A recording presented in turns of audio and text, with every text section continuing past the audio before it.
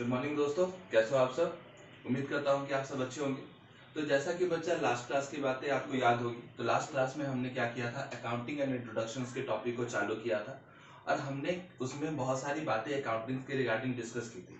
लेकिन अगर वैसे बच्चे जो कि पहली बार मेरा ये वीडियो देख रहे हैं, तो उनके लिए एक इंफॉर्मेशन है कि वो करेंगे क्या। सबसे पहले मेरे डिस्क्रिप्शन बॉक्स में जाकर प्रीवियस वीडियो का लिंक वहां पर लिखा हुआ होगा, वो लिंक को क्लिक करेंगे और पहले वो वीडियोस को देखेंगे और उसके बाद आज की वीडियो को कंटिन्यू करेंगे।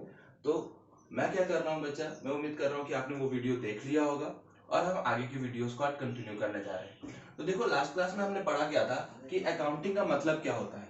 तो लास्ट क्लास की अगर बातें याद होगी आपको, तो हमने वहां पर एक बात डिस्कस किया था क्या, कि अकाउंटिंग का मतलब क्या। तो हमने कहा था क्या कि अकाउंटिंग का मतलब होता है क्या, calculations and recording of operations in day to day life of a business concern. हमने यहाँ पर ये बात कही कि अकाउंटिंग बेसिकली है क्या। तो अकाउंटिंग के रिगार्डिंग हमने ये देखा था कि अकाउंटिंग में मेनली हम ह्यूमन एक्टिविटीज की बात कर रहे थे, यानी वो एक्टिविटी जो कि एक बिजनेसमैन के द्वारा परफॉर्म की जा रही थी in their day to day life for the survival या फिर for the survival of their business. और वो एक्टिविटी पूरी तरीके से किससे रिलेटेड थी, मनी से रिलेटेड थी, यानी इकोनॉमिक एक्टिविटी थी।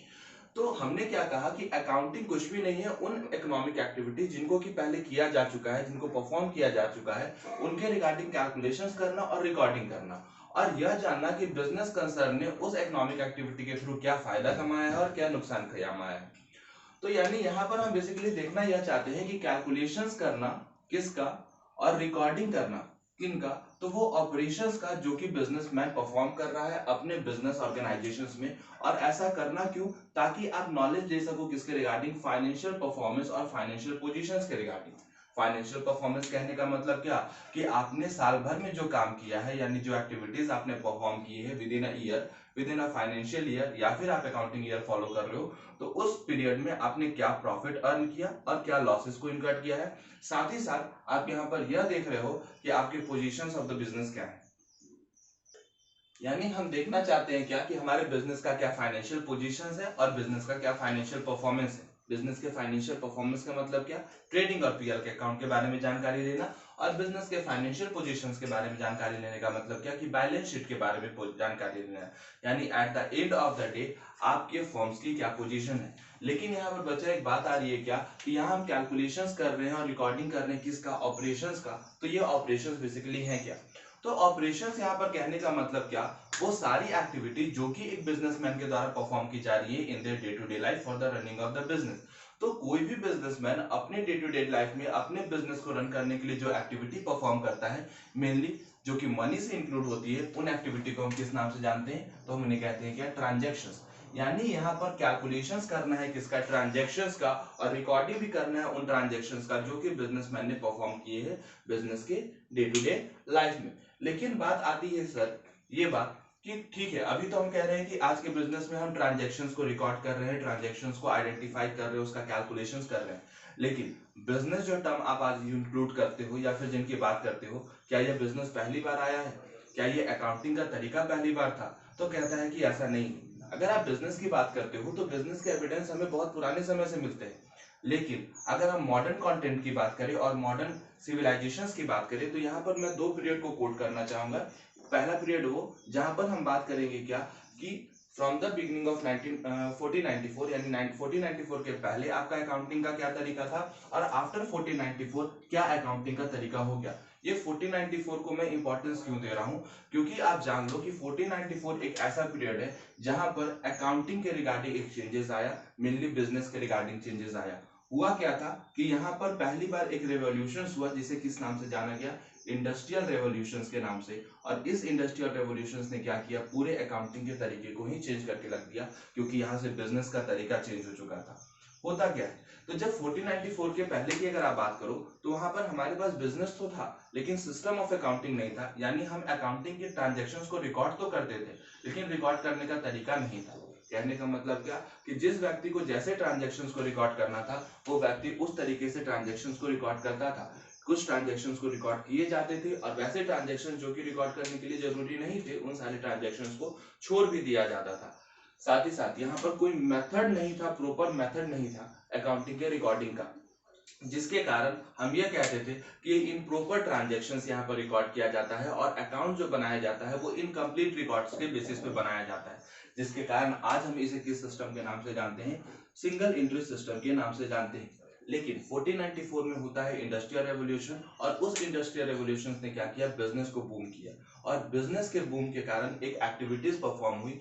हुआ क्या कि उस समय के एक व्यक्ति जिनका नाम है लूका पेशियालो ने क्या किया, एक कॉन्सेप्ट डिस्कवर कर दिया और वो कॉन्सेप्ट था क्या, डबल एंट्री सिस्टम का कॉन्सेप्ट। ये डबल एंट्री सिस्टम क्या है, तो डबल एंट्री सिस्टम कॉन्सेप्ट का मतलब एक ऐसा कॉन्सेप्ट जहां पर कोई भी ट्रांजैक्शन जो कि बिजनेस में टेकन प्लेस किया जा रहा था, मेनली कहने का मतलब क्या, ऑपरेशंस, तो जो भी ऑपरेशन बिजनेस एक्टिविटीज में परफॉर्म किया जा रहा था अब वो बोथ साइड ऑफ अकाउंट को अफेक्ट कर रहा था, पहला डेबिट को और दूसरा क्रेडिट को, जिसके साथ ये क्या हुआ कि हमारी यह अकाउंटिंग का तरीका बदल गया और नए अकाउंटिंग सिस्टम एग्जिस्टेंस में आए।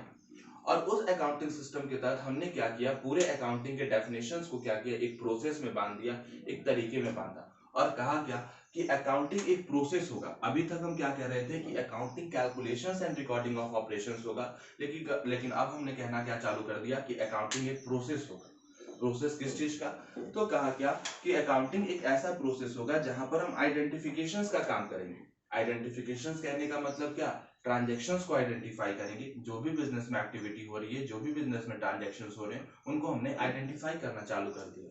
आइडेंटिफाई करने के बाद हमने क्या कहा कि जो भी ट्रांजैक्शंस आइडेंटिफाई किए गए हैं हम उन्हें मेजर करेंगे। मेजर कहने का मतलब क्या कि हम उन्हें देखेंगे कि आइदर वो मनी से रिलेटेड है या फिर मनी से रिलेटेड नहीं।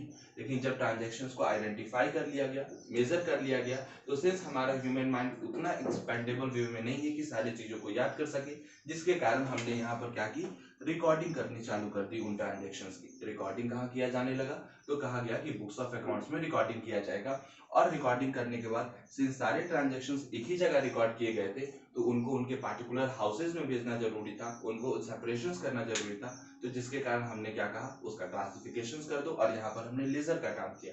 लेकिन हमारा अल्टीमेट ऑब्जेक्टिव क्या था, हमें प्रॉफिट एंड लॉस के बारे में जानना था और बैलेंस शीट के पोजीशंस के बारे में जानना था, जिसके कारण हमें ट्रांजैक्शंस का समराइज करना पड़ा, जहां पर हमने ट्रेडिंग एंड पीएल अकाउंट बनाया और बैलेंस शीट बनाकर ट्रांजैक्शंस के प्रॉफिट एंड लॉस के परफॉर्मेंस को देखा और बैलेंस शीट के परफॉर्मेंस को जाना।